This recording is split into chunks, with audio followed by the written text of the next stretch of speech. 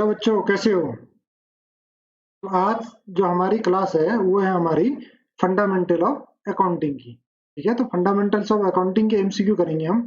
इसके हमारी बहुत सारी क्लासेस चलेंगी। आज हमारे फर्स्ट क्लास है इसकी। शुरू करते हैं। Fundamental of accounting MCQs. First question है हमारा, what is the nature of joint venture with co venture account? Joint venture account किस चीज का नेचर है को वेंचर अकाउंट के साथ? Nominal account, personal account, real account या मेमोरेंडम अकाउंट? ठीक है, तो इसका आंसर है हमारा आंसर बी, पर्सनल अकाउंट है। विच of the following term is applicable about consignment? Consignment में इन चारों में से कौन सी टर्म हम यूज करते हैं? Sales of goods, hypothecation of goods, shipment of goods, mortgage of goods. इसको करते हैं shipment of goods. Sale of goods नहीं होता, सेल थोड़ी हुआ है अभी। कंसाइनमेंट में क्या होता है? कंसाइनमेंट में गुड्स अभी शिप किए हुए हैं, हमने भेजे हैं। सेल तो तब होगा जब एजेंट क्या करेगा, हमारा सेल करेगा। तो ये क्या होता है हमारा शिपमेंट ऑफ गुड्स। नेक्स्ट है हमारा, विच of the following item is shown in the receipt and payment account? Receipt and payment account में है इन चारों में से कौन सा शो करते हैं? केवल कैपिटल नेचर के करेंगे या रेवेन्यू और कैपिटल नेचर के करेंगे या बहुत कैपिटल एंड रेवेन्यू नेचर के करेंगे? इसमें क्या करते हैं हम, कैपिटल एंड रेवेन्यू नेचर के दोनों के अमाउंट हम बुक करते हैं। ये चीज ध्यान रखना कि ये क्वेश्चन है आपका नॉन प्रॉफिट ऑर्गेनाइजेशन। उसमें हमारे कौन कौन से अकाउंट बनते हैं? एक रिसीट एंड पेमेंट अकाउंट बनता है, दूसरा कौन सा बनता है? Income and expenditure account. Income और एक्सपेंडिचर अकाउंट में सिर्फ रेवेन्यू नेचर के एक्सपेंस बुक होते हैं। ठीक है, इनकम या एक्सपेंडिचर रेवेन्यू नेचर के होते हैं, वो सिर्फ इनकम और एक्सपेंडिचर अकाउंट में बुक होते हैं। लेकिन कैपिटल एंड रेवेन्यू नेचर के किस में बुक होते हैं? रिसीट एंड पेमेंट अकाउंट में। तो हम जब एमसीक्यू करते हैं ना, तो 50% तो हमें क्वेश्चन में जवाब मिल जाता है कि इसका आंसर कौन सा होगा। 50% अगर आप ध्यान से पढ़ोगे किसी एमसीक्यू के क्वेश्चन को और उसको एनालाइज करोगे तो आपको 50% तो आइडिया हो जाता है कि नहीं नहीं इसका आंसर ये है। तो इसीलिए एमसीक्यू में क्वेश्चन ध्यान से पढ़ना चाहिए। Any income arising from special fund will be credited to. Special fund के लिए कोई भी अगर इनकम होती है हमारी, तो हम किस में उसको ट्रीट करते हैं? General fund in the balance sheet, receipt and payment account, income and expenditure account, special fund in balance sheet. तो ये जब स्पेशल फंड लिखा है तो कहाँ बुक करेंगे? हमको स्पेशल फंड में करेंगे, बैलेंस शीट में। क्योंकि ये हमारे किस नेचर का है? कैपिटल नेचर का। जितने भी स्पेशल फंड के लिए हमारे पास पैसा आता है नॉन प्रॉफिट ऑर्गेनाइजेशन में, ये सारे कैपिटल नेचर के हम इसको ट्रीट करते हैं। Retirement of bill means, bill retire करते हैं हम जब बिल ऑफ एक्सचेंज में, तो उसको मतलब क्या होता है? उसका मतलब होता है हमारा making payment before the due date. जब हम ड्यू डेट से पहले पेमेंट कर देते हैं तो उसको क्या बोलते हैं? उसको बोलते हैं हम retirement of bill. Which one of these documents is not required for bank reconciliation? Bank reconciliation में आपने पढ़ा होगा कि कौन कौन से डॉक्यूमेंट चाहिए होते हैं हमें बैंक रिको करने के लिए। तो इसका आंसर होगा हमारा previous year balance sheet. Balance sheet की उसमें कोई जरूरत नहीं पड़ती बैंक रिकन्सिलेशन करते समय। बाकी bank column of cash book ये भी चाहिए होता है हमें, बैंक पासबुक भी चाहिए होता है, बैंक स्टेटमेंट भी चाहिए होता है, लेकिन बैलेंस शीट की जरूरत नहीं पड़ती है। Goods bought for 25,000 pass through sale day book will result in. बोल रहा है कि 25,000 के हमने परचेज करे कुछ गुड्स, लेकिन गलती से क्या कर दिया हमने, उसको सेल दिखा दिया। ठीक है, तो इससे क्या होगा हमारा? इससे क्या होगा हमारा? प्रॉफिट इंक्रीज हो जाएगा। क्यों? क्योंकि जो हमने एक्सपेंस दिखाना था परचेज का, वो उल्टा क्या दिखा दिया हमने? सेल दिखा दिया। तो हमारा क्या हो गया? ग्रॉस प्रॉफिट बढ़ गया सेल करने से। तो increase in gross profit. Which of the following will result in disagreement of a trial balance? Trial balance disagreement कब होगा?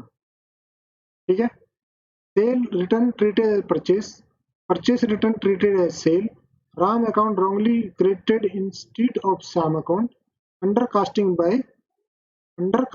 Cash book by 1100। का आंसर क्या होगा हमारा? डी। हमने क्या करा कि अंडरकास्ट कर दिया कैश बुक को, 1100 से कम बुक कर दिया। तो जब कम करेंगे तो ट्रायल बैलेंस में डिफरेंस आ जाएगा ना। तो जो हमारे ट्रायल बैलेंस के जितने भी एरर होते हैं उसमें अगर हम अंडर कास्ट करेंगे किसी भी अमाउंट को तो वो कौन से नेचर का होता है हमारा, उसको कौन सा बोलते हैं, हम कौन सा एरर बोलते हैं, उसको हम एरर ऑफ कमीशन बोलते हैं, जो अमाउंट में हमारा डिफरेंस आए। तो डिसएग्रीमेंट ऑफ ट्रायल बैलेंस में B caused by the wrong totalling और बैलेंसिंग ऑफ लेजर बैलेंस। जब लेजर बैलेंस का अमाउंट ही डिफरेंट होगा तो ट्रायल बैलेंस क्या करेगा, डिसएग्रीमेंट कर देगा। वहां तुम्हें ट्रायल बैलेंस को मैच करना होगा, वहां टोटलिंग में क्या हो जाएगा, डिफरेंस आ जाएगा। लेकिन इन तीनों में नहीं आएगा। इन तीनों में क्या है, ये तो खाली हमने अकाउंट को इधर उधर किया हुआ है, इसमें अमाउंट का कोई डिफरेंस थोड़ी है। लेकिन डी ऑप्शन डी में हमारे क्या है, हमने कैश बुक को क्या करा, 1100 रुपए से कम शो किया है। इसमें क्या होगा, हमारा टोटल में डिफरेंस आ जाएगा। तो ट्रायल बैलेंस क्या हो जाएगा, डिसएग्रीमेंट हो जाएगा इसमें। The determination of expenses for an accounting period is based on the concept of, ठीक है, consistency concept, periodicity concept, timelines concept या इंडस्ट्री कॉन्सेप्ट। जो डिटर्मिनेशन में एक्सपेंसेस होते हैं हमारे, वो कौन से कॉन्सेप्ट पे बेस्ड होते हैं हमारे, वो होते हैं हमारे पीरियोडिसिटी कॉन्सेप्ट पे।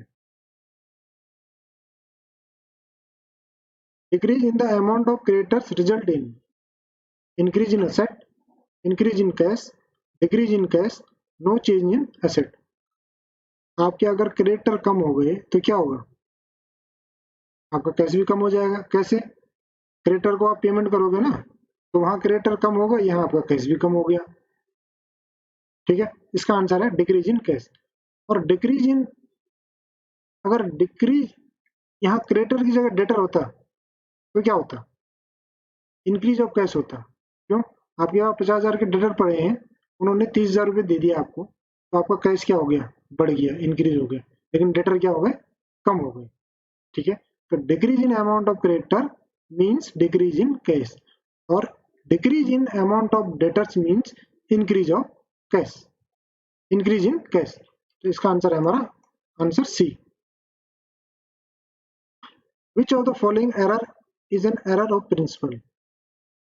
ठीक है, तो आपने बहुत सारे एरर्स पढ़े होंगे, तो मेनली 4 तरह के एरर होते हैं। तो ये कह रहा है इन चारों में से कौन सा एरर प्रिंसिपल एरर है, तो इसका आंसर है हमारा 5000, option B 5000 incurred on installation of a new plant debited to salary account. क्या कह रहा है कि 5000 जो क्या था हमारा, वो प्लांट का इंस्टॉलेशन चार्जेस थे, उस इंस्टॉलेशन चार्जेस को हमने क्या करना था, फिक्स एसेट्स में ऐड करना था।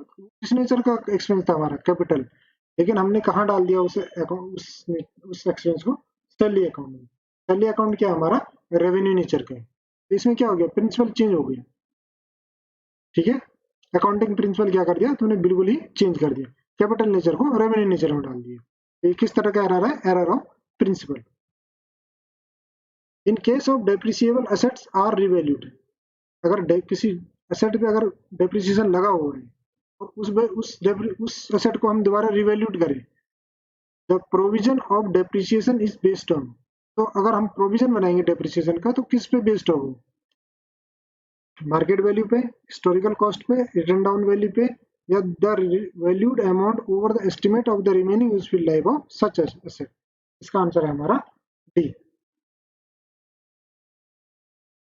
A cash book with discount and bank column is called as, cash book होती है, उसके साथ डिस्काउंट कॉलम भी है और बैंक कॉलम भी है, तो कौन सा बोलेंगे हम उसको, कौन सा बुक बोलेंगे। देखो, कैश बुक भी है, डिस्काउंट भी है और बैंक कॉलम भी है, 3 आ गए ना, तो 3 कॉलम बोलेंगे उसे। क्वेश्चन में ये आंसर है हमारा, हमें सोचने की जरूरत ही नहीं है, क्वेश्चन ध्यान से पढ़ना है। Which of these error affected only one account, कौन सा एरर जो होता है वो सिर्फ वन अकाउंट का अफेक्ट करता है, error of costing, error of casting, error of posting, error of carry forward, all of these. ये क्या आएगा हमारा, ऑल ऑफ दीज।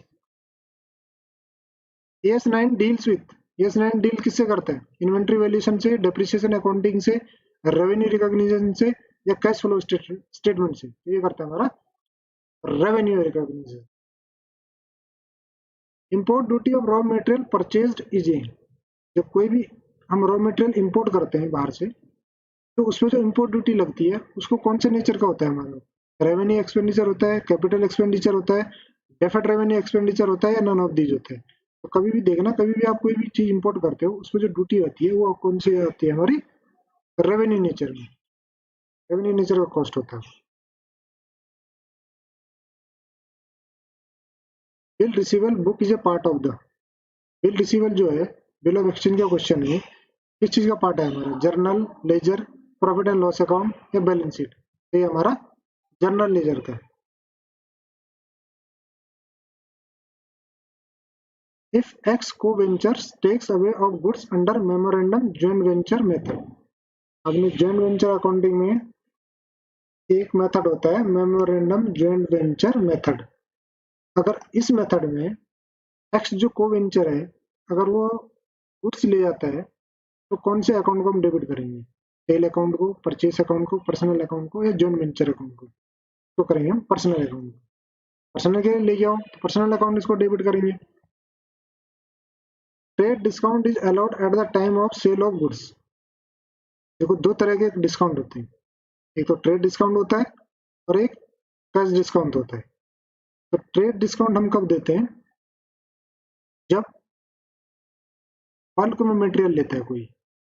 एग्जांपल के लिए अगर कोई कस्टमर मेरे से हर महीने 100 क्वांटिटी परचेज करता है किसी भी चीज की, तो मैंने उसको बोला कि भाई तू 100 की जगह 500 परचेज कर ले मेरे से। तो मैंने बोला यार अगर मैं 500 परचेज करूंगा तो तू मुझे कुछ इसमें से 1000 रुपये डिस्काउंट कर दे इसमें।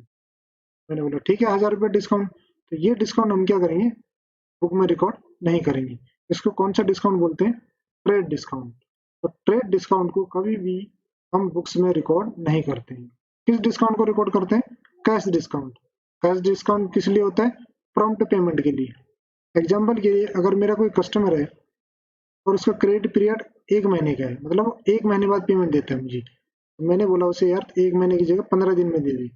उसने बोला ठीक है मैं 15 दिन में पेमेंट कर दूंगा, लेकिन मुझे कुछ डिस्काउंट चाहिए। तो उस डिस्काउंट को क्या बोलते हैं, कैश डिस्काउंट। वो डिस्काउंट हमेशा बुक्स में रिकॉर्ड करते हैं, लेकिन ट्रेड डिस्काउंट को कभी भी बुक्स में रिकॉर्ड नहीं करते। A debit note issued to a creditor for goods return is to be recorded in the purchase return book, journal proper, purchase book या बिल रिसीवेबल बुक। तो कहाँ बुक करते हैं, परचेज रिटर्न में। जैसे परचेज रिटर्न है तो purchase return ही book में हम बुक करेंगे उसे। Provision for bad debt is made as per the, देखो जो हम बैड डेट का प्रोविजन बनाते हैं वो कौन से कॉन्सेप्ट से बनाते हैं, entity concept, conservatism concept, cost concept या going concern concept. Conservatism concept से हम बैड डेट का प्रोविजन बनाते हैं। Capital expenditure are shown in the, capital nature के जो एक्सपेंडिचर होते हैं हम कहाँ शो करते हैं, बैलेंस शीट में, प्रॉफिट एंड लॉस अकाउंट में, ट्रेडिंग अकाउंट में या मैन्युफैक्चरिंग अकाउंट में। ये करते हैं बैलेंस शीट में। कभी भी कैपिटल नेचर का जो एक्सपेंस होता है उसको हम बैलेंस शीट में करते हैं, और रेवेन्यू नेचर के प्रॉफिट एंड लॉस अकाउंट में। तो प्रोविजन ऑफ बैड डेट का जो 21 नंबर हमारा क्वेश्चन है, make sufficient provision for future losses but do not anticipate future profit. ठीक है, कंजर्वेटिज्म कॉन्सेप्ट क्या बोलता है कि अगर जो फ्यूचर के लॉस हो उसको आप ट्रीट कर लो, लेकिन फ्यूचर में जो भी प्रॉफिट होगा उसको आप ट्रीट नहीं कर सकते। यही बोलता है हमारा ये वाला concept. At the end of the year bad debt recovered account is, कह रहा ईयर एंड में अगर कोई बैड डेट रिकवर हो गया तो हम किस अकाउंट को डेबिट या क्रेडिट करेंगे, तो किस अकाउंट को करेंगे हम, credit to profit and loss account को। क्यों, क्योंकि जब हमने बैड डेट की जनरल एंट्री की होगी या बैड डेट की एंट्री की होगी अपने बुक्स में, उस टाइम पे हमने क्या किया होगा, प्रॉफिट एंड लॉस अकाउंट को डेबिट कर दिया होगा। क्यों, क्योंकि लॉस था हमारा, लॉस हमेशा डेबिट होता है प्रॉफिट एंड लॉस अकाउंट में। ठीक है, अब वही लॉस हमारा अगर रिकवर हो गया तो पहले profit and loss account debit था, अब प्रॉफिट एंड लॉस अकाउंट को क्या करेंगे हम, क्रेडिट करेंगे। As regards the accounting treatment legacy should be, ये नॉन प्रॉफिट ऑर्गेनाइजेशन का क्वेश्चन है। लीगेसी को हम क्या ट्रीट करते हैं? Treat as loss, capitalise, treated revenue expenditure या ट्रीटेड डेफर्ड रेवेन्यू। तो इसको हमेशा हम क्या करते हैं? कैपिटलाइज करते हैं, क्योंकि ये स्पेशल फंड के लिए आता है लीगेसी। तो जो भी फंड हमारा स्पेशल नेचर के लिए आता है उसको हम कहाँ करते हैं? उसको कैपिटलाइज करते हैं हम बैलेंस शीट में। Legacy should be recorded as capital received because it received for a specific purpose. ये कोई स्पेसिफिक पर्पज के लिए आता है हमारा, इसलिए हम इसे बैलेंस शीट में रिकॉर्ड करते हैं। Subscription received in advance to be shown in. Advance आ गया ना यहाँ में, ये कभी भी ध्यान देगा, जहाँ पे एडवांस होगा तो आपको एकदम आंखें खोल लेनी है कि यहाँ पे एडवांस लिखा हुआ है। तो liability side of the balance sheet, asset side of the balance sheet, income and expenditure account या जर्नल, ये होता है हमारा liability side of the balance sheet. कभी भी एडवांस आता है जो हमारा, ये हमारी इनकम थोड़ी है। अगर किसी कस्टमर ने हमें एडवांस दिया है तो इसका मतलब क्या है? ये थोड़ी वो जरूरी थोड़ी हमसे गुड्स लेगा, हो सकता है हमें उसको वापस करना पड़ेगा। तो ये क्या बन जाएगी? हमारी लायबिलिटी। और ये कहाँ बुक होगी? हमारी बैलेंस शीट में। Which of the following is an accounting equation? ये तो सबने पढ़ा होगा, बेसिक क्वेश्चन है। Capital equal to assets minus liability. Which of the following is correct? देखो इस तरह के एमसीक्यू आते हैं कभी कभी, माइंड घूम जाता है इसमें। Cost of goods sold minus opening stock plus purchases equal to closing stock होता है, या purchase plus cost of goods sold minus opening stock equal to closing stock होता है, या cost of goods sold plus closing stock minus opening stock equal to purchase होता है, या opening stock plus closing stock minus purchase equal to cost of goods sold होता है। इसका answer है हमारा C, cost of goods sold plus closing stock minus opening stock purchase. Purchase का formula ये तो होता है, कैसे निकालोगे आप परचेज? जब कॉस्ट ऑफ गुड्स सोल्ड और क्लोजिंग स्टॉक को प्लस करोगे और उसमें ओपनिंग लेस कर दोगे तो परचेज निकल जाएगी। क्योंकि परचेज क्या है? ओपनिंग स्टॉक क्या है हमारा? लास्ट ईयर का है ना, तो इस साल का तो है ही नहीं। तो ओपनिंग स्टॉक को क्या करेंगे? इसमें से माइनस कर देंगे। Sales of 6570 is recorded in the sale book as 6750. Such error is known है। तो 6570 रिकॉर्ड करने की जगह हमने क्या कर दिया? 6750 बुक कर दिया। तो ये कौन सा एरर है? देखो टोटलिंग का एरर है ना, टोटल में एरर आ जाएगा। ठीक है, रॉन्ग पोस्टिंग है किसकी? अमाउंट की। तो उसको क्या बोलेंगे हम? Error of commission. Error of commission में क्या होता है? कैरी फॉरवर्ड हमने क्या कर दिया? रॉन्ग कर दिया। ठीक है, लेजर का अमाउंट, लेजर का बैलेंस टोटल रॉन्ग कर दिया, किसी अमाउंट को 657 की जगह 675 बुक कर दिया। तो ये कौन से होते हैं? हमारे सारे एरर ऑफ कमीशन होते हैं।